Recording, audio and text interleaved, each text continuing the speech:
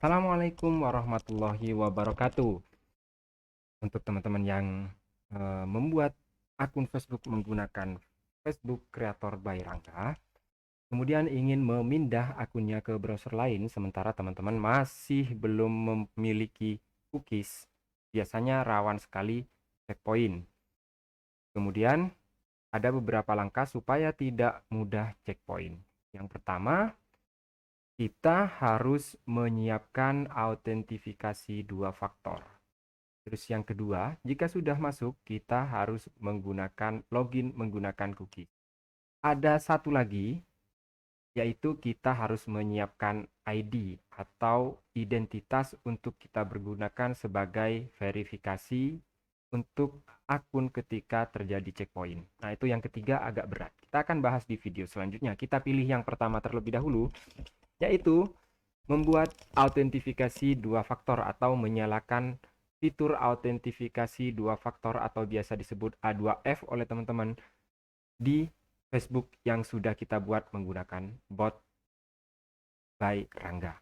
Oke, kita login terlebih dahulu akun Facebooknya. Untuk eh, proses lengkapnya silakan teman-teman simak. Nah, pertama kita buka terlebih dahulu profil, atau kita buka akun Facebook yang sudah terlogin jika memang sudah terlogin. Karena ini belum saya login, saya akan loginkan terlebih dahulu. Karena di sini sudah ada cookiesnya, maka saya akan login menggunakan cookies supaya lebih aman. Nah, tujuannya, jika teman-teman bertanya, tujuan untuk mengaktifkan fitur autentifikasi dua faktor untuk apa sih? Tujuannya lagi-lagi untuk masalah keamanan ketika berpindah IP dan berpindah device. Tujuannya hanya itu. Oke, kemudian tujuan yang kedua yaitu supaya akunnya tidak mudah dihack. Nah, akunnya udah suspend nih. Yang bikin tadi udah suspend. Mungkin karena saya berikan aktivitas terlalu banyak, atau saya berikan eh ini. Saya berikan eh aktivitas yang melanggar terlalu banyak ya. Kayak ganti ini Dita. Oke.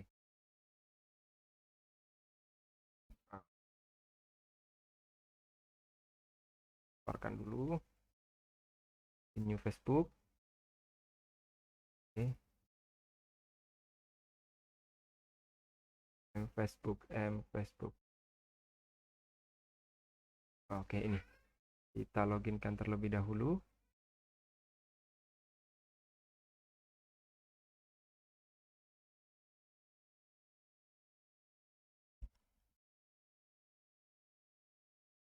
Oke.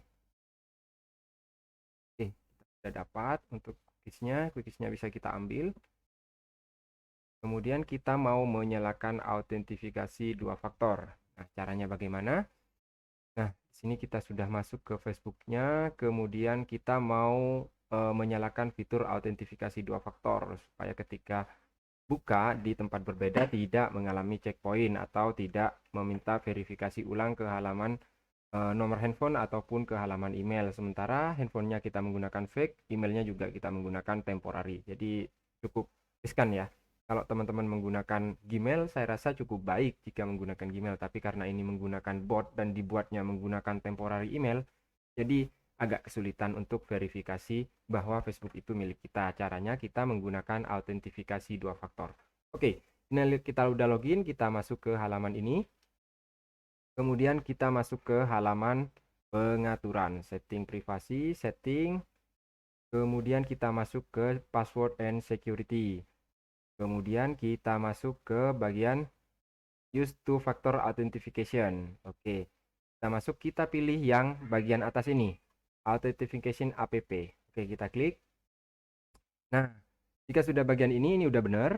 Kemudian kita buka tab baru, kita masuk ke 2fa.live. 2fa.live. Nah, jika sudah masuk 2fa.live, kita copy saja yang bagian ini. Nah, tinggal klik saja, dia sudah copy to clipboard, atau kita bisa blok. Kemudian kita klik submit. Nah, jika sudah submit seperti ini, kita ambil saja bagian belakang sini.